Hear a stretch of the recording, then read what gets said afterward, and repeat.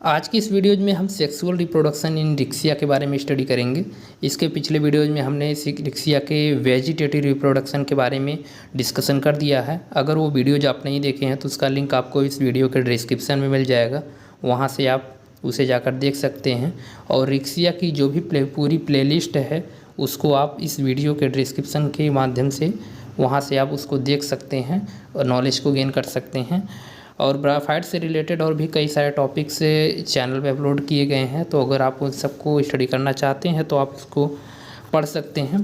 आज का हमारा जो टॉपिक है वह सेक्सुअल रिप्रोडक्शन इन रिक्सिया है कि रिक्सिया में किस तरीके का सेक्सुअल रिप्रोडक्शन पाया जाता है, इसके बारे में। तो चलिए शुरू करते हैं। सेक्सुअल रिप्रोडक्शन इन रिक्सिया, अगर देखिए हम रिक्सिया में सेक्सुअल रिप्रोडक्शन की बात करें तो सेक्सुअल रिप्रोडक्शन जो होता है रिक्सिया में वह ऊगैमस टाइप का पाया जाता है। ऊगैमस टाइप का रिप्रोडक्शन जो होता है वह रिक्सिया में पाया जाता है सेक्सुअल। तो अगर इसके हम कुछ पॉइंट्स की बात करें, this sex organ are well develop, इसका जो सेक्स ऑर्गन रहता है वह वेल डेवलप होता है, मल्टी सेलुलर होता है और सेपरेट होता है। इसका जो सेक्स ऑर्गन रहता है वह वेल डेवलप होता है, मल्टी सेलुलर होता है और सेपरेट होता है। इसके अलावा अगर इसके हम मेल रिप्रोडक्टिव ऑर्गन की बात करें तो इसके में जो मेल रिप्रोडक्टिव ऑर्गन होता है उसे हम लोग एंथ्रेडिया बोलते हैं। यानी कि जो मेल रिप्रोडक्टिव ऑर्गन होता है उसे हम लोग एंथ्रेडियम बोलते हैं, और वहीं पर जो फीमेल रिप्रोडक्टिव ऑर्गन होता है उसे हम लोग आर्चिगोनियम बोलते हैं। इसके जो सेक्स ऑर्गन रहते हैं वो एक ही प्लांट पे रहते हैं, इसलिए इसको हम मोनोसियस बोलते हैं। देखिए मोनोसियस होता है, एक टर्म मोनोसियस और दूसरा डायोसियस। अगर मेल और फीमेल रिप्रोडक्टिव ऑर्गन दोनों एक ही प्लांट के ऊपर पाए जा रहे हैं तो उसे हम लोग मोनोसियस बोलते हैं। अगर मेल और फीमेल रिप्रोडक्टिव ऑर्गन दोनों अलग अलग प्लांट पर पाए जा रहे हैं तो उसे हम लोग डायोसियस बोलते हैं। तो इसमें जो रिक्सिया के केस में, रिक्सिया में जो मेल रिप्रोडक्टिव ऑर्गन होता है और जो फीमेल रिप्रोडक्टिव ऑर्गन होता है दोनों एक ही प्लांट पर पाया जाता है, सेम ही प्लांट पर पाया जाता है, इसलिए इसे मोनोसियस बोलते हैं। On the different plant dioecious और यूनिसेक्स, और कुछ डिफरेंट प्लांट में डायोसियस या यूनिसेक्सुअल देखा गया है। The sex organ in the dorsal surface deeply sunk and the mind furrow and of the thallus को, इसके जो डॉर्सल सरफेस है वहाँ पर कुछ फरो पाया जाता है, वहाँ पर इस थैलस को देखा जाता है। इसके बाद अगर इसके हम यहाँ पर मेल रिप्रोडक्टिव ऑर्गन एंथ्रेडियम की बात करें तो एंथ्रेडियम की अगर यहाँ पर हम बात करें तो एंथ्रेडियम में आप देखेंगे दे आर मल्टी सेलुलर, यह मल्टी सेलुलर होते हैं एंड इलॉन्गेटेड स्ट्रक्चर होते हैं and enclose an antheridial cavity, antheridial cavity पर पाए जाते हैं। Consist of stalk and body, consist of stalk and body, इस या स्टॉक और बॉडी को कंटेन करते हैं। फिगर में आप देख सकते हैं बॉडी जो होती है इनकी पीयर शेप होती है, बॉडी जो होती है पीयर यानी कि नाशपाती के आकार की इनकी बॉडी होती है। आउटर मोस्ट जो लेयर रहती है वह स्ट्राइल लेयर रहती है जिसे जैकेट लेयर भी कहते हैं, या एंथ्रेडियल वाल, और इसका एंथ्रेडियल वाल भी होते हैं जो कि प्रोटेक्टिव नेचर की होती है। और इसके अलावा enclose a mass of fertile cubical cell called androcyte mother cell, ये इसमें एक क्यूबिकल फर्टाइल सेल पाई जाती है जिसे हम लोग एंड्रोसाइट मदर सेल भी बोलते हैं। Each mother cell is contain divided to form two androcyte और स्पर्मेटाइड, यह जो प्रत्येक सेल जो होती है वह प्रत्येक मदर सेल जो होती है वह दो एंड्रोसाइट या स्पर्मेटाइड्स को कंटेन की रहती है। न्यूमरस एंथ्रोजाइड और स्पर्मेटोजाइड आर फॉर्म्ड फ्रॉम द एंथ्रेडियम, एंथ्रेडियम में न्यूमरस टाइप के एंथ्रोजाइड और स्पर्मेटोजाइड पाए जाते हैं एंथ्रेडियम के अंतर्गत। इसके बाद अगर इसके हम फीमेल रिप्रोडक्टिव ऑर्गन की बात करें तो इसका जो फीमेल रिप्रोडक्टिव ऑर्गन होता है आप इस फिगर में देख सकते हैं, फीमेल रिप्रोडक्टिव ऑर्गन को दिखाया भी गया है। इसका जो फीमेल रिप्रोडक्टिव ऑर्गन होता है प्रेजेंट इन कैविटी आर्चिगोनियल कैविटी में यह पाया जाता है। आर्चिगोनियम जो होता है वह फ्लास्क शेप का होता है, और आर्चिगोनियम जो होता है वह इसमें 3 पार्ट पाए जाते हैं, स्टॉक, वेंटर और नेक। स्टॉक, वेंटर और नेक, फिगर में आप देख सकते हैं यहाँ पर स्टॉक दिखाया गया है, वेंटर है और नेक को दिखाया गया है। स्टॉक जो होता है वह स्मॉल होता है, फ्यू सेल का होता है, और वहीं पर अगर हम वेंटर की बात करें तो वह थोड़ा सा ब्रॉड होता है। वेंटर वाल जो रहती है वह थोड़ी सी थिक रहती है, मोटी होती है। और वेंटर इनक्लोज कैविटी जिसे हम लोग वेंटर कैविटी कहते हैं, वेंटर में एक कैविटी को कंटेन करता है जिसे हम लोग वेंटर कैविटी बोलते हैं। यह दो अनइक्वल सेल का बना रहता है। स्मॉलर जो सेल रहती है उसे वेंटर कैनाल सेल बोलते हैं, और जो लार्जर पोस्टीरियर सेल जो रहती है उसे ओवम या एग सेल बोलते हैं। नेक जो रहती है, यहाँ पर नेक की अगर हम बात करें कि जैसा कि हमने भी आपकी बताया कि जो इसकी आर्चिगोनियम की जो सेल्स रहती है वह 3 सेल्स से मिलकर बनी रहती है, स्टॉक, वेंटर और नेक। तो स्टॉक और वेंटर के बारे में मैंने अभी आपको बताया। इसके बाद अगर हम नेक की बात करें तो नेक जो होती है वह कंसिस्ट ऑफ 6 वर्टिकल रो, या 6 वर्टिकल रो को कंटेन करती है, और at the tip of 4 specialised cell, tip के पोर्शन पे यानी कि ऊपरी वाले पोर्शन पर 4 स्पेशलाइज्ड सेल पाए जाते हैं, जिससे लिड सेल या कवर सेल के नाम से जाना जाता है। तो ये बातें हो गई इसके आर्चिगोनियम के बारे में। इसके बाद अगर इसके यहाँ पर हम एंथ्रोजाइड्स की बात करें तो आप एंथ्रोजाइड्स को देख रहे हैं, या एंथ्रोजाइड्स का फिगर भी है। स्पर्मेटोजाइड इज ए माइन्यूट, एंथ्रोजाइड को स्पर्मेटोजाइड भी बोलते हैं। एंथ्रोजाइड या फिर spermatozoid is a minute cylinder curved and flagellated structure. इसका जो एंथ्रोजाइड होता है इस पर वह कर्व फ्लैजिलेटेड स्ट्रक्चर होता है। फ्लैजिला जो इसमें पाया जाता है वह 2 टाइप का फ्लैजिला पाया जाता है, यानी कि जिसमें जो फ्लैजिला रहता है वह 2 इन नंबर रहता है, यानी कि 2 नंबर में इसके फ्लैजिला का जो नंबर रहता है यहाँ पर 2 नंबर रहता है। यहाँ पर देख सकते हैं 2 फ्लैजिला पाए जा रहे हैं। The body possesses elongated blepharoplast a nucleus and little cytoplasm. इसकी जो बॉडी रहती है वह ब्लेफरोप्लास्ट और न्यूक्लियस या छोटे साइटोप्लाज्म को कंटेन करती है। The unused cytoplasm remains attach to the posterior end forming a vesicle.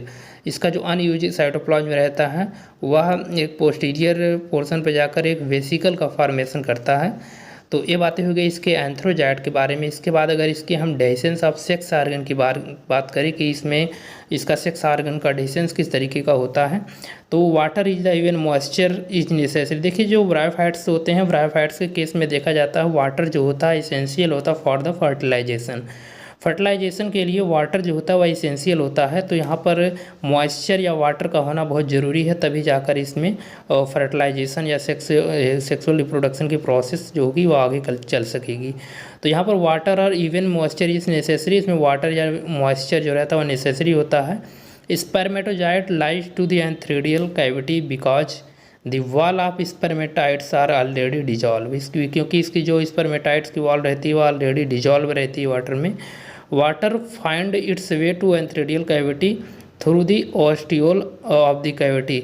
Water जो रहता है वह फाइंड किया जाता है एंथ्रेडियल कैविटी के द्वारा, जो कि ऑस्टियोल की कैविटी रहती है।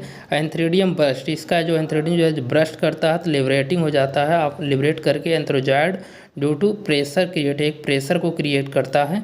आर्चिगोनियम रीचेज मैच्योरिटी, जब आर्चिगोनियम मैच्योरिटी को रिचेट कर लेता है तो वेंटर कैनाल सेल जो इसकी रहती है और नेक कैनाल जो सेल रहती है वह डिसइंटीग्रेट होकर या फिर डीजनरेट होकर एक म्यूसिलेज का फॉर्मेशन कर लेती है, और यही म्यूसिलेज जो रहता है यह वाटर को एब्जॉर्ब करता है एंड एक प्रेशर क्रिएट करता है और सेपरेट होकर लिड सेल के पास पहुंच जाता है। सेपरेट द लिड सेल, और लिड सेल को सेपरेट कर देता है।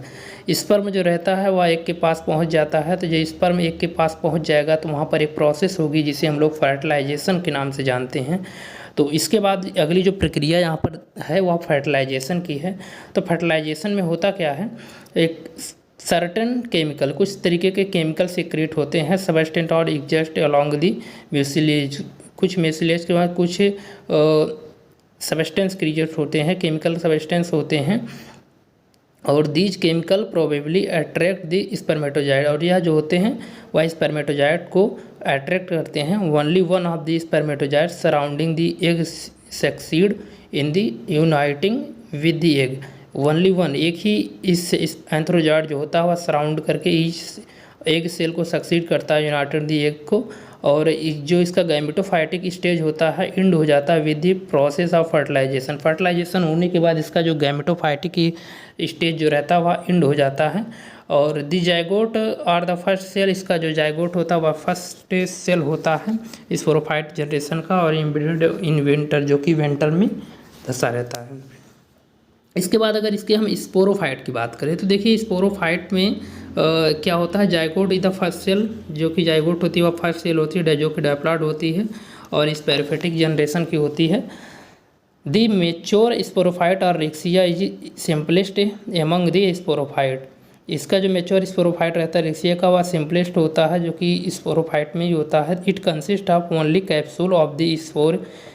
यह एक कैप्सूल को कंटेन करता है। वाइल फूट एंड सीटा आर एब्सेंट, जब फूट और सीटा एब्सेंट होता है। It consist of only capsule, यह कैप्सूल को कंटेन करता है जब फूट और सीटा दोनों एब्सेंट रहते हैं।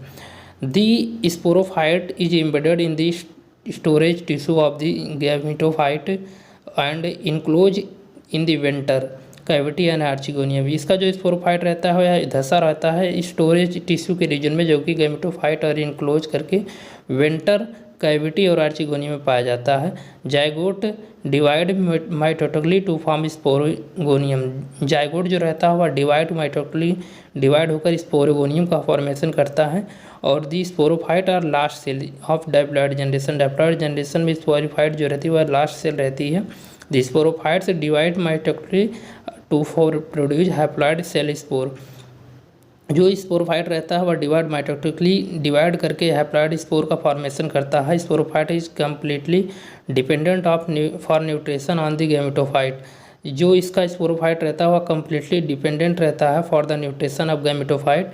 Sporogonium of Riccia never dehiscence. Sporogonium जो रहता है और रिक्सिया का वह कभी डेहिसेंस नहीं होता। Surrounding calyptra decay of distance disintegrate to spore remain behind on the soil. उसके बाद ये सॉइल में चला जाता है। फेवरेबल जब कंडीशन आता है तो यह जर्मिनेट करके नए प्लांट का फॉर्मेशन कर लेता है।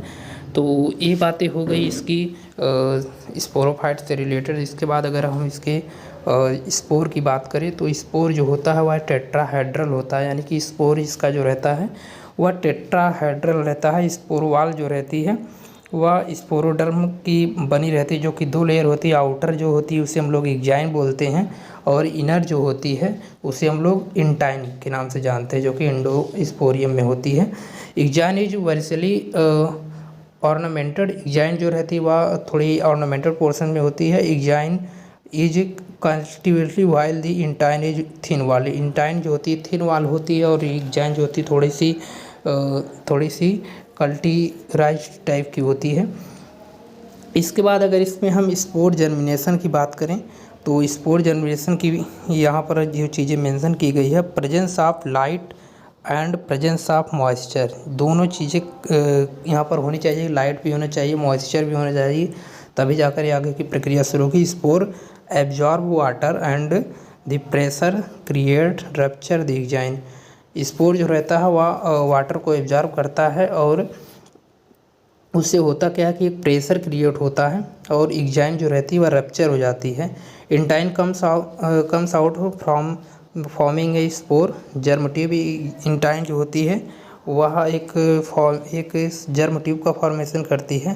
Content of the spore migrate to the tip of the germ tube of a tube and a portion of formed. एक पोर्शन का फॉर्मेशन करते डिवीजन ऑफ रीडिवीजन।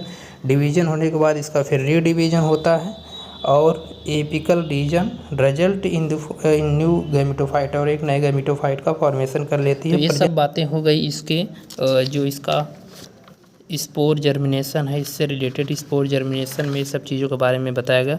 तो इसके बाद अगर इसकी हम लाइफ साइकिल की बात करें तो life cycle of Riccia has 2 distinct phase. इसमें 2 प्रकार की फेज पाई जाती है।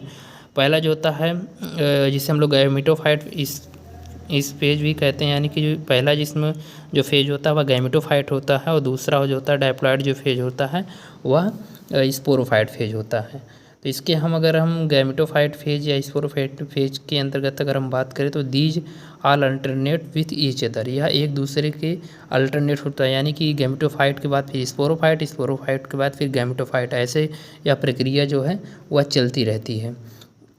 इसके बाद the gametophyte phase begins with the form A haploid spore. इसका जो गैमेटोफाइट फेज रहता है वह एक हैप्लॉइड स्पोर का फॉर्मेशन करता है इनसाइड द स्पोरोगोनियम। स्पोरोगोनियम में एक हैप्लॉइड स्पोर का फॉर्मेशन करता है और उसके बाद gametophyte plant body is autotrophic. जो इसकी गैमेटोफाइटिक प्लांट बॉडी जो रहती है वह ऑटोट्रॉफिक होती है। ऑटोट्रॉफिक का मतलब वो अपना फूड जो रहती है वह खुद बना सकती है and it made for nutrition, या न्यूट्रिशन के लिए बना रहता है।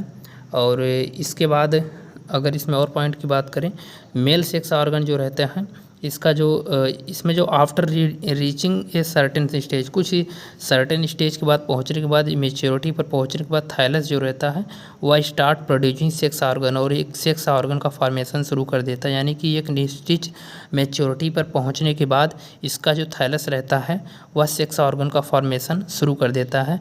मेल सेक्स ऑर्गन जो रहता है वह एंथ्रेडिया रहता है और फीमेल सेक्स ऑर्गन जो रहता है वह एर्चिगोनिया रहता है। इसके बाद फर्टिलाइजेशन होता है तो जायगोट का फॉर्मेशन होता है और diploid it is the first cell of sporophyte generation. और फर्टिलाइजेशन होने के बाद जो स्पोर बनता है वह स्पोरोफाइटिक के अंतर्गत आता है और स्पोरोफाइट को फर्स्ट जायगोट को first cell of sporophytic generation बोलते हैं। तो इसके बाद फिर यह प्रक्रिया जो रहती है ऐसे आगे चलते स्पोरोफाइट के बाद फिर गैमेटोफाइटिक स्टेज आती है और गैमेटोफाइटिक स्टेज के बाद फिर स्पोरोफाइटिक स्टेज आती है। तो आज की इस वीडियो में हमने डिक्सिया के जो सेक्सुअल रिप्रोडक्शन है उसकी लाइफ साइकिल के बारे में, उसके जो सेक्सुअल रिप्रोडक्शन के प्रोसेस के बारे में कम्प्लीटली जानकारी आपको दी। तो अगर ये वीडियो आपको कुछ इन्फॉर्मेटिव लगा हो तो आप इसे लाइक ज़रूर करें और दोस्तों के साथ शेयर करना ना भूलें। तो मिलते हैं किसी नेक्स्ट वीडियो में। नेक्स्ट वीडियो आपका मार्केंसिया से रिलेटेड रहेगा तो उसे आप ज़रूर देखिएगा। तो चलिए मिलते हैं नेक्स्ट वीडियो में।